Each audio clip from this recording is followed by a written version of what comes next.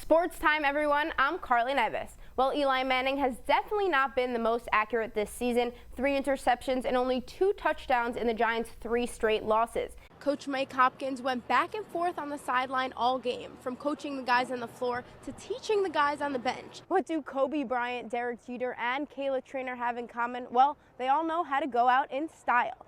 To the diamond, wait, not yet, but almost. The Syracuse Chiefs will finally play in their home opener tomorrow. Syracuse women's lacrosse beat the UConn Huskies tonight in the Carrier Dome 17-7, and it was a dynamic duo that really stuck out for the Orange. Fast forward to today, Syracuse has won the round of 64, got through 32, scooted by in the Sweet 16. It was a day of Sweet 16s for the Orange as SU found the back of that net 16 times. What are the odds that we still get into the NCAA tournament? Well, Hunter, you really, as an Orange fan, you rooted for Syracuse today because you thought, hey, they beat Pittsburgh and then they're in. But now, you don't know.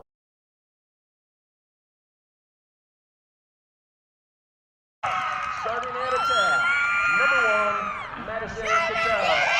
It's a twin thing. You wouldn't understand. For the Wildcats, number 77, Mackenzie Kittell. Whenever I see her score or give an assist, someone's like, great job, Mad, like, keep it up. On the total opposite end, when she gets a save, or she doesn't get a save, and I get, like, do something wrong, it's like I almost feel bad for her. I don't even know how to explain it. It's just like a twin connection. You just feel like you just did did what they did. It's kind of strange. It's hard to explain if you're not a twin. Madison and Mackenzie Kittell, seniors on the West Genesee lacrosse team, have been playing together since they can remember. One's a shooter, one's a stopper. That's just what felt natural to them. We play in the backyard all the time together. Like, we play a lacrosse game, and I'm like, oh, we should go play some more. So we go in the backyard and play class, and I shoot on her, and we even each other out so well. Yeah, we definitely compensate for our strengths and weaknesses, definitely. Well, they don't do that with their size. Both are under 5 feet tall, but Madison is the second leading scorer for West Genesee. And Mackenzie has the most saves in all of Central New York girls lacrosse. Well done, Madison. Mackenzie, well done. Yet their similarity goes far beyond their last name.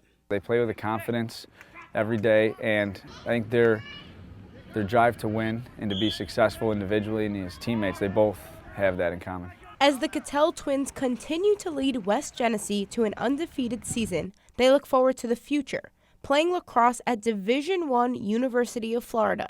Together, of course. We never wanted to go to a different college because to imagine being separated was just bizarre to us. We have such a close relationship. I couldn't even imagine being apart from her for that long. I couldn't. Proving that big dreams are never out of reach. Carly Nevis, NCC News.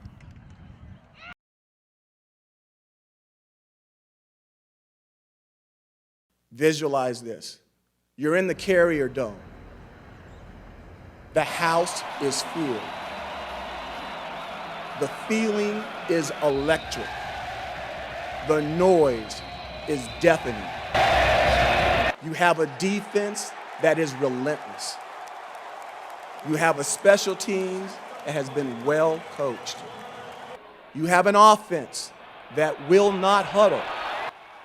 And you have a game that's faster than you've ever seen.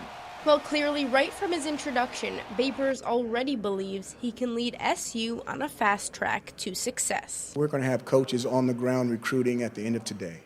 Just the caliber of a coach athletic director Mark Coyle was looking for. Somebody of Coach Babers' success has been on our radar a long time. He's obviously been known across the country by a lot of different schools, and again, we're excited to have him here at Syracuse. He'll have the tall task of rebuilding a Syracuse team that won just 4 games under Coach Scott Schaefer this season.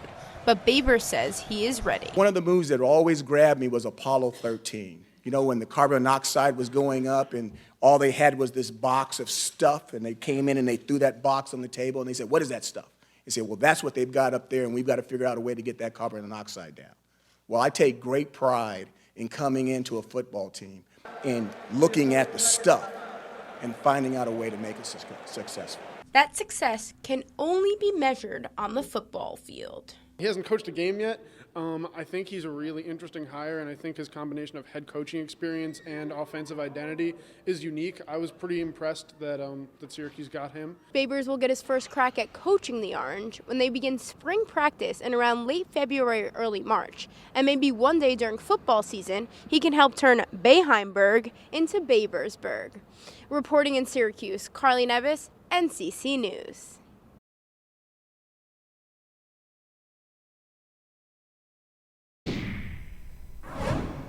Sports time, everyone. I'm Carly Nevis. Well, Eli Manning has definitely not been the most accurate this season. 3 interceptions and only 2 touchdowns in the Giants' 3 straight losses. He added 2 of those INTs today to his resume, but Eli hooked up with another guy looking to get back on track when it mattered the most. Odell Beckham Jr., well, ever heard of him? Third quarter, Ravens up 13-10 until this. Eli finds Beckham Jr. for the 75-yard touchdown. OBJ had 222 yards on the day, second most in Giants history, and he made nice with the kicking net. He'll get back to that later. But the Ravens rallied. Terrence West jumps into the end zone for Baltimore as they went up 3 in the fourth quarter. 4 plays later, though, the Giants duo strikes again. Eli finds Odell, this time for the 66-yard touchdown, and Eli had 403 yards on the day, his most of the season, while Beckham scored his second touchdown, and this time he proposed to the kicking net.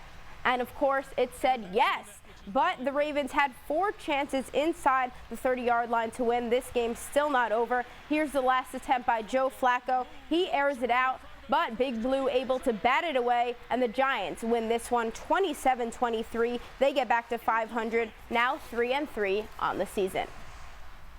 The NFL is mourning loss of former Jet Dennis Byrd, who was killed in a car accident yesterday in Oklahoma. Byrd's career ended in 1992 when he was paralyzed in a game. Eventually, though, he was able to walk again.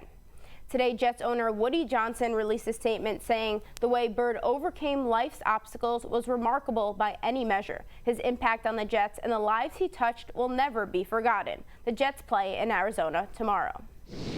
Well, Colin Kaepernick did not stand for the national anthem again today. He was booed in Buffalo for it, but in his first start of the season, Kaepernick had 187 yards, including this 53-yard touchdown pass to Torrey Smith.